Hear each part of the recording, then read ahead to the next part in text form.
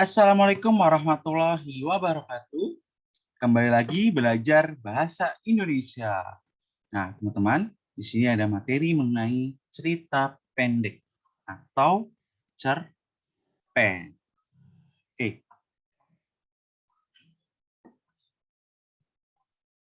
Sebelum kita masuk materi, kita perlu mengetahui kompetensi dasarnya dan indikatornya terlebih dahulu. Yang pertama, kompetensi dasar atau AD-nya, mengidentifikasi unsur pembangun karya sastra dalam teks cerita pendek yang dibaca atau didengar.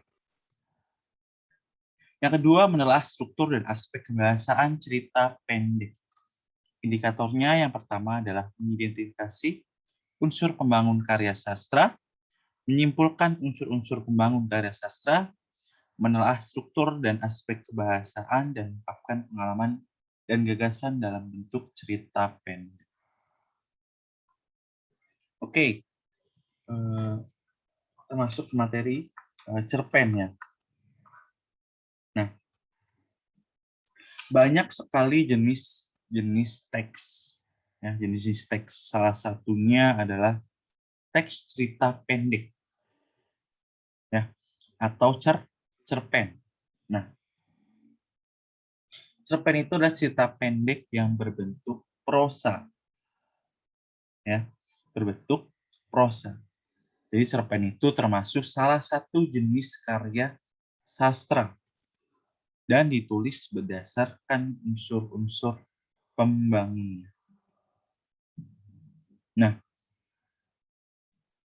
di dalam tujuan cerpen itu adalah mengungkapkan perasaan penulis di dalam menuangkan imajinasi atau penghayalan pada sebuah cerita dan dapat menghibur para pembaca sehingga pembaca itu dapat memperoleh hiburan serta teguran atau nasihat dari sebuah cerpen.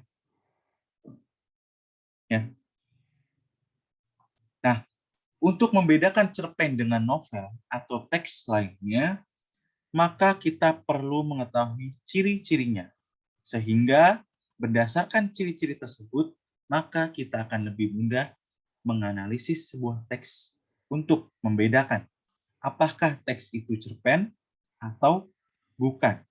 Bahkan kita juga akan lebih mudah memproduksi teks cerita pendek yang koheren, yang sesuai dengan karakteristik teks yang akan dibuat. Oke, di sini ada ciri-ciri cerpen. Yang pertama, panjang cerita, ya.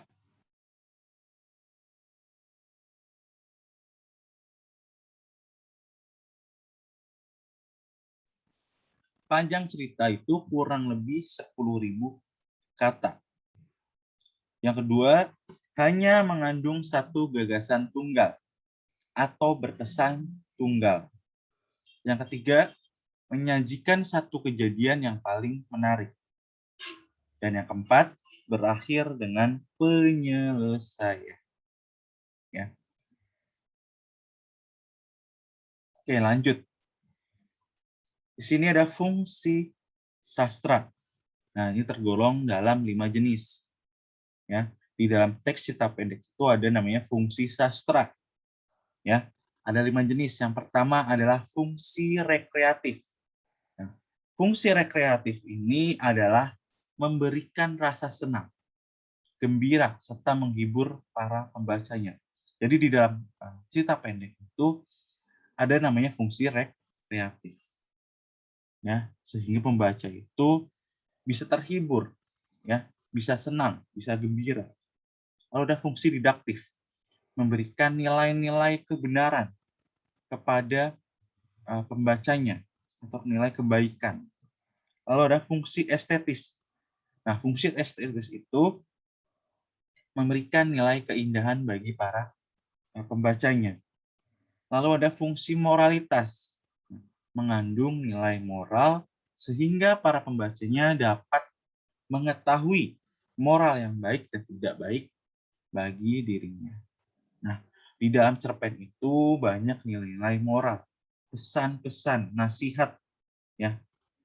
Yang tadi saya sebutkan 5 ini semua pasti masuk di dalam sebuah cerpen. Ya. Lalu yang kelima adalah fungsi religiusitas atau mengandung ajaran agama yang dapat menjadikan teladan bagi para pembacanya. Misalkan kalian bisa membaca sebuah cerpen, kalian analisis bagaimana fungsi rekreatifnya, didaktifnya, semua banyak ya. Kalian bisa analisis atau nanti menelaah. Lanjut, ada unsur pembangun cerita pendek. Nah, unsur pembangun itu apa sih? Yang tahu unsur pembangun?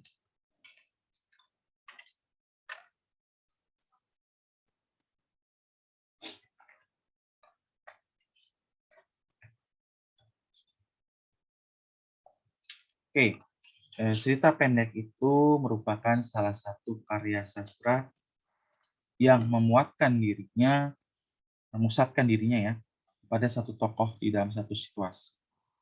Nah, di dalam cerita pendek kita akan banyak menemukan berbagai karakter tokoh, baik protagonis, antagonisnya. Keduanya itu merupakan cerminan nyata dari kehidupan di dunia. Nah, seperti hal jenis teks lainnya, cerita pendek itu juga dibentuk oleh sejumlah unsur. Nah, unsur yang berada langsung di dalam isinya dinamakan unsur intrinsik. Ya, unsur intrinsik ini. Ya, unsur yang membangun cerita dari dalam. Lalu ada unsur ekstrinsik. Nah, ini unsur yang berada di luar cerpen. Ya.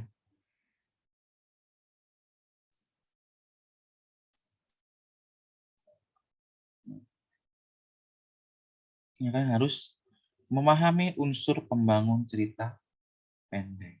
Ya. Nah, di sini ada unsur-unsurnya. Ya, unsur-unsurnya. Jadi para ahli sastra itu membagi unsur intrinsik. Ya, unsur intrinsik itu terdiri dari tema, dari amanat, dari alur atau plot, tokoh, perwatakan, sudut pandang, setting atau gaya bahasa. Nah, yang pertama kita pelajarin adalah tema.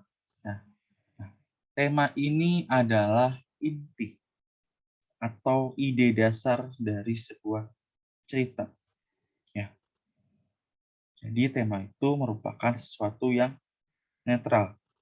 Bisa menyangkut masalah politik, masalah sosial, masalah ekonomi, masalah moral, masalah agama, masalah ketuhanan, masalah percintaan, dan masalah spiritual. Ini bukan tema. Ya. Lalu ada alur atau plot. Ya, alur atau plot. Nah, alur atau plot ini adalah rangkaian jalannya cerita dari awal sampai dengan akhir. Ya, itu ya. Nah, jadi alur itu adalah rangkaian peristiwa ya, yang disusun berdasarkan hukum sebab akibat atau kausalitas. Ya. Nah, alur itu punya tahapan mulai dari perkenalan ya, dari perkenalan ya, perkenalan. Lalu ada apa lagi? Lalu konflik ya, konflik ya kan. Apalagi ada klimaksnya, ada apa? Penyelesaian.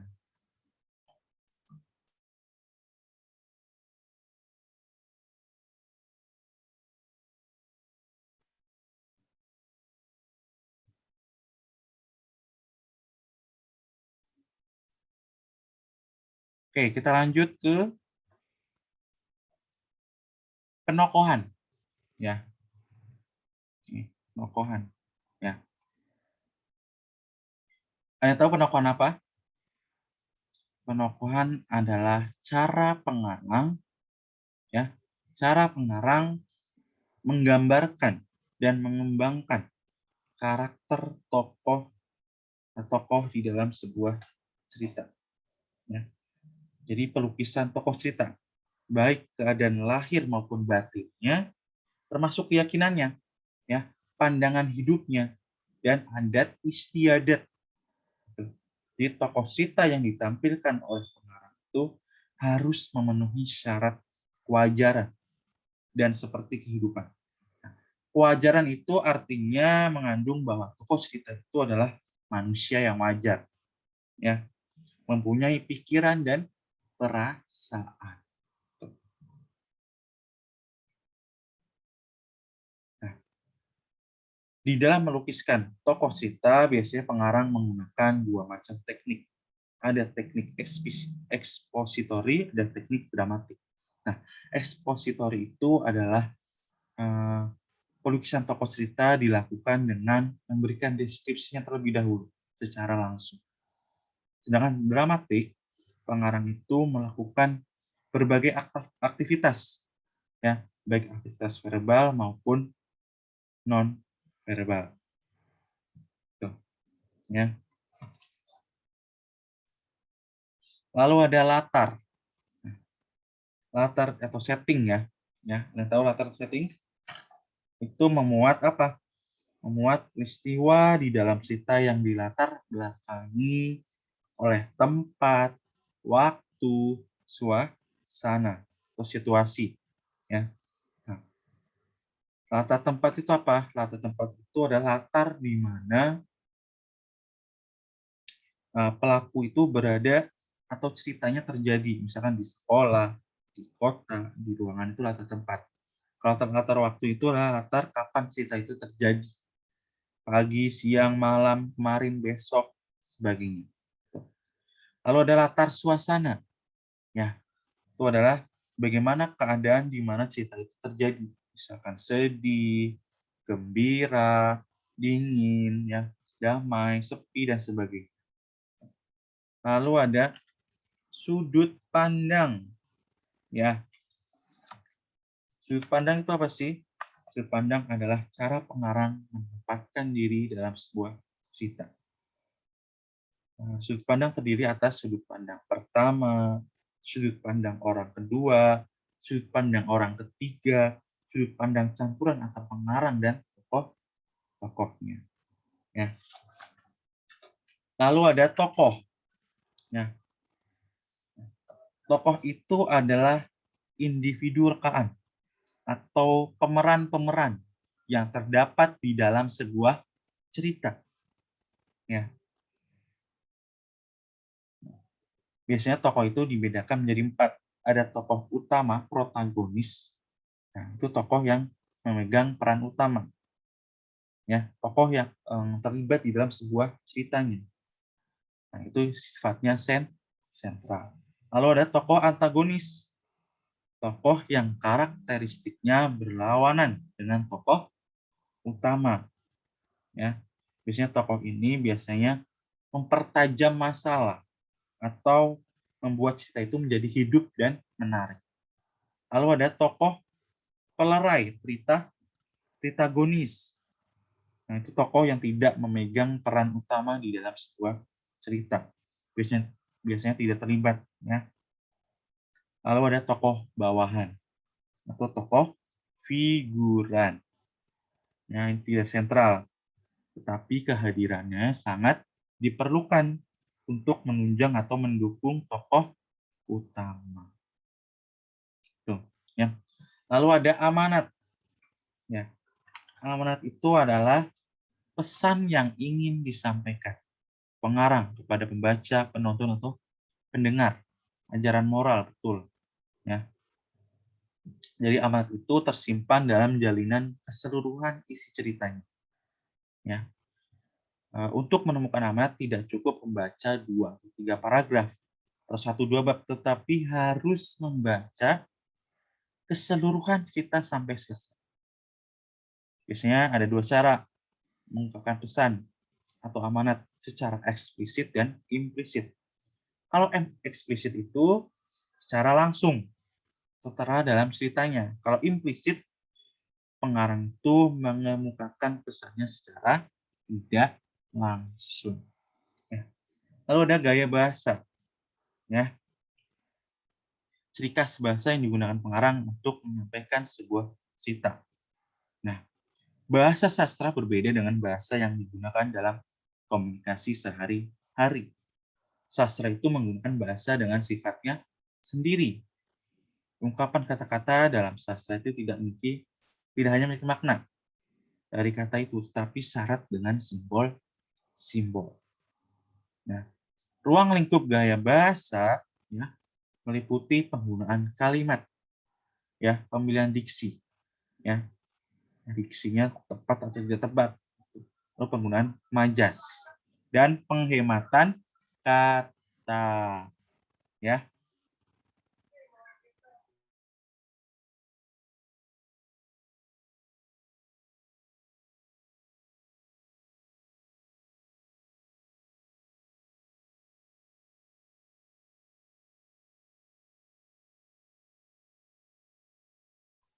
Nah, bahasa yang digunakan itu tidak hanya mementingkan arti, tapi juga mementingkan bobot isi dan keluasan tafsir.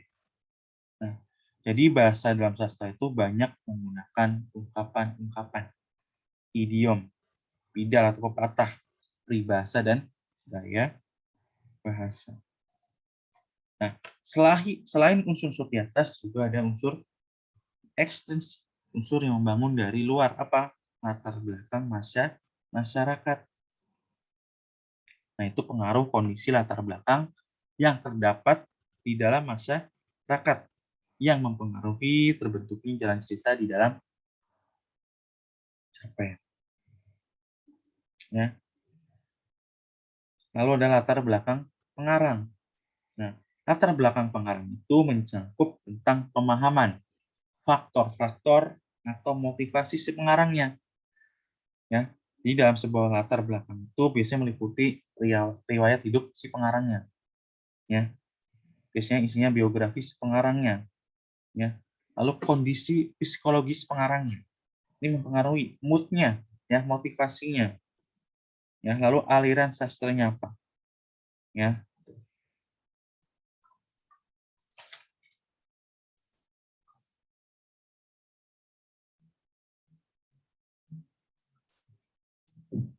menelaah struktur kebahasan dan cerita pendek. Oke, untuk lebih memahami isi sebuah cerpen, maka kita perlu mengetahui struktur isi yang biasa dilibatkan dalam sebuah cerpen. Ya, yang pertama adalah abstrak. Nah, tahu abstrak itu apa? Ringkasan dari sebuah cerita, ya. Abstrak itu merupakan inti dari sebuah cerita yang dikembangkan menjadi beberapa rangkaian kejadian. Ya, jadi abstrak itu gambaran awalnya, ya, sifatnya opsional, ya, yang mana dalam sebuah cerpen itu kita boleh tidak menggunakan abstrak. Ya. Lalu ada orientasi. Nah, orientasi itu merupakan hal-hal yang berhubungan dengan suasana, tempat, waktu yang ada dalam cerita tersebut. Ya. Nah, biasanya orientasi itu tidak hanya terpaku pada satu tempat, suasana, dan waktu, karena di dalam sebuah cerita itu terdapat banyak kejadian dan tokoh-tokoh yang berbeda. Lalu ada komplikasi. Komplikasi itu rangkaian kejadian yang berhubungan dan berisikan tentang sebab akibat kejadian sebuah cerita. Ya. Dalam struktur ini kita bisa menentukan watak atau karakter dari tokoh. Ya. Lalu evaluasi struktur dari konflik-konflik yang terjadi dalam cerita yang mengarah pada titik klimaks atau puncak permasalahan. Nah, di dalam struktur ini, penulis biasanya memilih ingin menyajikan konflik yang diinginkan yang mampu menarik dan membuat pembaca terbawa suasana. Lalu ada resolusi. Resolusi adalah penyelesaian dari evaluasi. Nah, resolusi itu biasanya sangat dinanti-nanti oleh pembaca. Terlebih pembaca itu sudah penasaran dengan kelanjutan ceritanya. Ya. Lalu ada koda. Nah, ini penting. Koda itu adalah nilai atau pelajaran yang dapat diambil dalam sebuah cerita. Ya, hikmahnya. Ya. Nah, koda biasanya dapat diketahui setelah pembaca membaca semua ceritanya dari awal sampai akhir. Ya. Nah, di dalam cerpen adalah menelaah kebahasaan. Mulai dari kata ganti, nama, orang, sudut pandang, penceritaan. Nah, kata ganti itu disebut juga pronominal. Ya. Apa kata ganti? Apa kata ganti? Dia, aku, saya. Lagi. Gantian yang tahu nggak? Lalu ada penggunaan kata yang mencerap panca indera untuk deskripsi latar. Itu Anda harus pahami. Ya. Menggunakan kata sambung atau konjungsi. Ya, atau kata hubung. Nah, konjungsi itu kata penghubung. Ya, misalkan apa? Sejak, sebelum, ketika, sementara, selama, sehingga. Lalu penggunaan dialog atau kalimat langsung. Nah, kalimat langsung itu kalimat yang menunjukkan ucapan atau ujaran orang lain. Contoh, ulahnya dia mengangguk. Contoh kan gitu kan. Nah,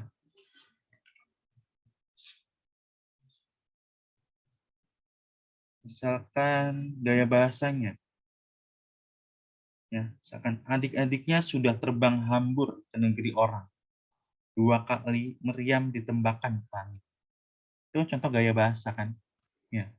Dari kalimat tersebut ada gaya bahasa hiperbola. Nah, melebih-lebihkan kenyataan sehingga kenyataan tersebut menjadi tidak masuk akal. Nah, bahasa tidak baku dan tidak formal. Nah, penulis biasanya menggunakan bahasa yang tidak formal karena cerita pendek itu mengisahkan kehidupan sehari-hari. Jadi bahasa tidak formal itu membuat cerita pendek itu lebih terasa, lebih nyata gitu. Ya. Nah, saya akan memberikan langkah-langkah untuk menulis cerpen. Yang pertama, kalian harus mengadakan observasi atau pengamatan. Yang kedua, menentukan temanya. Yang tiga, kalian harus menentukan latarnya. Yang keempat, menciptakan tokohnya. Ya, yang kelima, menciptakan konfliknya. Yang keenam, menentukan sudut pandangnya.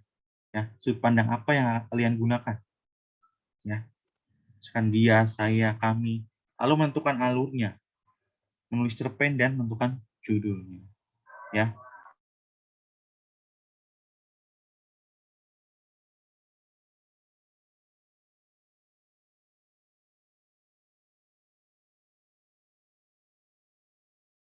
Lalu ada langkah-langkah menyusun menceritakan peristiwa menjadi sebuah cerpen. Ya.